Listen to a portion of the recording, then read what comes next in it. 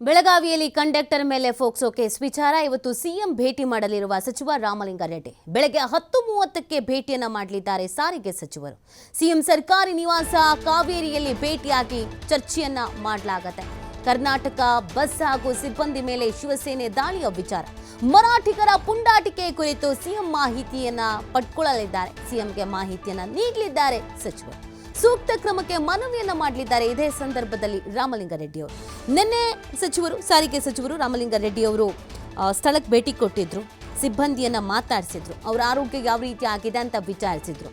ಮತ್ತೆ ಫೋಕ್ಸೋ ಪ್ರಕರಣ ಏನು ದಾಖಲಾಗಿತ್ತು, ಇದು ಸುಳ್ಳು ಕೇಸ್ ಅನ್ನೋದನ್ನು ಕೂಡ ಅವರು ಕೂಡ ಹೇಳಿದ್ರು. ಸೊ ಅಲ್ಲಿ ಅಧಿಕಾರಿಗಳ ಎಡವಟ್ಟು ಆಗಿದೆ ಅನ್ನೋದನ್ನ ಹೇಳಿದ್ರು. ತಗೋಬಾರ್ದಿತ್ತು ಈ ಕೇಸನ್ನ ಅಂತ ಕೂಡ ಹೇಳಲಾಗಿತ್ತು.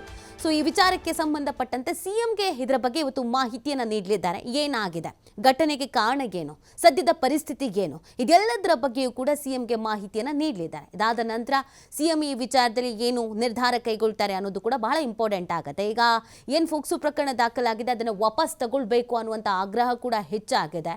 ಒಂದು ಉದ್ವಿಗ್ನ ಪರಿಸ್ಥಿತಿ ಗಡಿಯಲ್ಲಿ ನಿರ್ಮಾಣ ಆಗಬಾರದು ಅನ್ನುವಂಥ ನಿಟ್ಟಿನಲ್ಲಿ ಬಹಳ ಎಚ್ಚರಿಕೆಯಿಂದ ಇರಬೇಕಾಗತ್ತೆ. ಸೊ ಇದರಿಂದ ಪ್ರಯಾಣಿಕರಿಗೂ ಕೂಡ ತೊಂದರೆ ಆಗ್ತಾ ಇದೆ. ಅದರ ಜೊತೆಗೆ ಗಡಿ ಭಾಗವನ್ನು ಪ್ರವೇಶ ಮಾಡುವಂತಹ ಕರ್ನಾಟಕದ ಬಸ್ಗಳು ಹಾಗೆಯೇ ಡ್ರೈವರ್ ಕಂಡಕ್ಟರ್ಗಳಿಗೂ ಕೂಡ ಸಮಸ್ಯೆ ಆಗ್ತಾ ಇದೆ. ಎಲ್ಲವನ್ನೂ ಆದಷ್ಟು ಬೇಗ ಸರಿ ಮಾಡೋದ್ರ ಜೊತೆಗೆ ಮರಾಠಿ ಪುಂಡರಿಗೆ ಒಂದು ಎಚ್ಚರಿಕೆಯನ್ನು ಕೊಡಬೇಕಾಗತ್ತೆ. ಸೊ ಇದೆಲ್ಲದರ ಬಗ್ಗೆಯೂ ಕೂಡ ಸಿಎಂ ಸಿದ್ದರಾಮಯ್ಯನವರ ಜೊತೆಗೆ ಇವತ್ತು ಸಚಿವ ರಾಮಲಿಂಗಾರೆಡ್ಡಿ ಅವರು ಮಾತನಾಡಲಿದ್ದಾರೆ. ಸಿಎಂರನ್ನ ಭೇಟಿಯಾಗಿ ಏನೆಲ್ಲ ನಡೆದಿದೆ ಅನ್ನೋದ್ರ ಬಗ್ಗೆ ವಿಚಾರವನ್ನ ತಿಳಿಸಲಿದ್ದಾರೆ ಅನ್ನೋದ್ರ ಬಗ್ಗೆ ಮಾಹಿತಿ ಸಿಗ್ತಾ ಇದೆ. ಈಗಾಗಲೇ ನೋಡಿ ಸಾಕಷ್ಟು ರೀತಿಯಾದಂಥ ಆಕ್ರೋಶ ಅಸಮಾಧಾನ ವ್ಯಕ್ತವಾಗ್ತಾ ಇದೆ.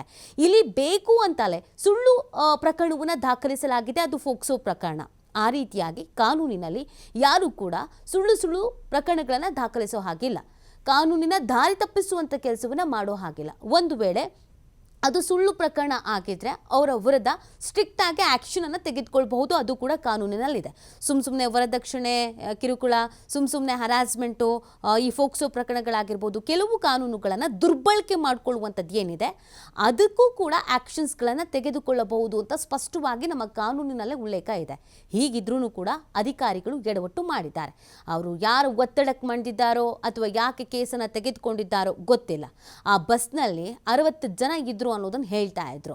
ಸೊ ಅಂಥದ್ರಲ್ಲಿ ಹೇಗೆ ಫೋಕ್ಸೋ ಪ್ರಕರಣ ದಾಖಲಿಸಿಕೊಳ್ಳಲಾಗತ್ತೆ, ಹೇಗೆ ಕಿರುಕುಳ ನೀಡಲಾಗಿರತ್ತೆ, ಮತ್ತು ಅವರಿಗೆ ಬಹಳ ಎಕ್ಸ್ಪೀರಿಯನ್ಸ್ ಇದೆ. ಯಾವತ್ತೂ ಎಲ್ಲಿಯೂ ಕೂಡ ಒಂದೇ ಒಂದು ಕಪ್ಪು ಮಾರ್ಕ್ ಕೂಡ ಇಲ್ಲ. ಹೀಗಿರಬೇಕಾದ್ರೂ ಪ್ರಕರಣವನ್ನು ದಾಖಲಿಸಿಕೊಂಡಿರೋದು ಸುಳ್ಳು ಅನ್ನುವಂಥದ್ದು ಉದ್ದೇಶಪೂರ್ವಕವಾಗಿ ದ್ವೇಷದ ಕಾರಣಕ್ಕಾಗಿ ಪ್ರಕರಣವನ್ನು ದಾಖಲಿಸಿದ್ದಾರೆ ಅಂತ ಗೊತ್ತಿದ್ರೂ ಕೂಡ ಇಲ್ಲ ಅಧಿಕಾರಿಗಳು ಕೂಡ ಎಡವಟ್ಟು ಮಾಡಿದ್ದಾರೆ. ಹಾಗಾಗಿ ಶೀಘ್ರವೇ ಆ ಕೇಸ್ ಏನು ದಾಖಲಿಸಿದ್ದಾರೆ ಅದನ್ನು ವಜಾ ಮಾಡಬೇಕು. ಜೊತೆಗೆ ಯಾರು ಸುಳ್ಳು ಕೇಸನ್ನು ನೀಡಿದ್ದಾರೋ ಅವ್ರ ವಿರುದ್ಧ ಆ್ಯಕ್ಷನ್ಸ್ ಆಗಬೇಕು. ಇಲ್ಲ ಅಂತ ಅಂದರೆ ಕಾನೂನು ದುರ್ಬಳಕೆ ಆಗುತ್ತೆ. ಈ ನಿಟ್ಟಿನಲ್ಲಿ ಸರ್ಕಾರ ಚಿಂತನೆಯನ್ನು ಮಾಡಬೇಕು ಅನ್ನುವಂಥ ಆಗ್ರಹ ಕೂಡ ಹೆಚ್ಚಾಗಿರುವಂಥ ಬೆನ್ನಲ್ಲೇ ಸಿಎಂ ಸಿದ್ದರಾಮಯ್ಯನವರು ಇದಕ್ಕೆ ಸಂಬಂಧಪಟ್ಟಂತೆ ಏನು ನಿರ್ಧಾರ ಕೈಗೊಳ್ತಾರೆ ಅನ್ನೋದು ಬಹಳ ಇಂಪಾರ್ಟೆಂಟ್ ಆಗಿದೆ. ಇವತ್ತು ಕನ್ನಡಿಗರ ಪ್ರೊಟೆಸ್ಟು ಇದೆ. ಹಾಗಾಗಿ ಇವತ್ತಿನ ಸಿಚುವೇಶನ್ಸ್ ಏನು ಅನ್ನೋದು ಕೂಡ ಬಹಳ ಇಂಪಾರ್ಟೆಂಟ್ ಆಗುತ್ತೆ. ಯಾವುದೇ ಕಾರಣಕ್ಕೂ ಈ ಪರಿಸ್ಥಿತಿ ಕೈ ಮೀರಿ ಹೋಗಬಾರದು. ಗಡಿ ಭಾಗ ಆಗಿರೋದ್ರಿಂದ ಉದ್ವಿಗ್ನ ಪರಿಸ್ಥಿತಿ ನಿರ್ಮಾಣ ಆಗಬಾರದು. ಬಹಳ ಎಚ್ಚರಿಕೆಯಿಂದ ಇರಬೇಕು ಅನ್ನುವಂಥ ನಿಟ್ಟಿನಲ್ಲಿ ಸೂಕ್ಷ್ಮವಾದಂಥ ವಿಚಾರ, ಭಾಷೆಯ ವಿಚಾರ ತುಂಬ ಸೆನ್ಸಿಟಿವ್ ಆದಂಥ ವಿಚಾರ, ಭಾವನೆಗಳಿಗೆ ಧಕ್ಕೆಯನ್ನು ತರುವಂಥ ವಿಚಾರ.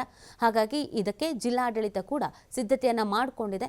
ಯಾವುದೇ ಕಾರಣಕ್ಕೂ ಅಹಿತಕರ ಘಟನೆಗಳು ನಡೀಬಾರ್ದು ಅನ್ನುವಂಥ ನಿಟ್ಟಿನಲ್ಲಿ ಜಿಲ್ಲಾಡಳಿತ ಕೂಡ ಎಚ್ಚೆತ್ತುಕೊಂಡಿದೆ. ಇದರ ನಡುವೆ ಸಾರಿಗೆ ಸಚಿವರು ರಾಮಲಿಂಗಾರೆಡ್ಡಿ ಅವರು ಇವತ್ತು ಸಿಎಂರನ್ನ ಭೇಟಿಯಾಗಿ ಸಂಪೂರ್ಣ ವಿಷಯದ ಬಗ್ಗೆ ಚರ್ಚೆಯನ್ನು ಮಾಡಲಿದ್ದಾರೆ. ಸಿಎಂಗೆ ಏನು ಹೇಳ್ತಾರೆ ಅನ್ನೋದು ಕೂಡ ಕುತೂಹಲ ಇದೆ. ಈಗಾಗಲೇ ಆ ಡ್ರೈವರ್ ಪಾಪ ಪರಿಪರಿಯಾಗಿ ಕೇಳ್ಕೊಳ್ತಾ ಇದ್ರು, ನನಗೂ ಅದೇ ವಯಸ್ಸಿನ ಮಗ ಇದ್ದಾನೆ, ಯಾವತ್ತೂ ಒಂದೇ ಒಂದು ಕಪ್ಪು ಚುಕ್ಕಿ ನನ್ನ ಮೇಲೆ ಬಂದಿಲ್ಲ, ಈ ಥರ ನನ್ನ ಮೇಲೆ ಹಲ್ಲೆ ಮಾಡಿದ್ದಾರೆ, ಸುಳ್ಳು ಪ್ರಕರಣ ದಾಖಲಿಸಿದ್ದಾರೆ, ಫೋಕ್ಸೋ ಪ್ರಕರಣ ದಾಖಲಾಗಿದೆ ಅಂತ ಗೊತ್ತಾದ ಮೇಲೆ ಮಾನಸಿಕವಾಗಿ ಅವ್ರು ಕುಗ್ಗು ಹೋಗಿದ್ದಾರೆ. ಯಾಕಂದರೆ ಆ ಪ್ರಕರಣ ತೀವ್ರತೆ ಏನು ಅನ್ನುವಂಥ ಗೊತ್ತಿರೋ ಪ್ರತಿಯೊಬ್ಬರಿಗೂ ಕೂಡ ಅದೊಂದು ಆಘಾತಕಾರಿ ವಿಚಾರ. ಮಾಡದೇ ಇರೋ ತಪ್ಪಿಗೆ ಇನ್ಯಾವುದೋ ಒಂದು ವಿಚಾರಕ್ಕೆ ಫೋಕ್ಸೋ ಪ್ರಕರಣ ದಾಖಲು ಮಾಡಿರೋದು ಅವ್ರಿಗೂ ಕೂಡ ಸಾಕಷ್ಟು ಬೇಸರ ತರಿಸಿದೆ.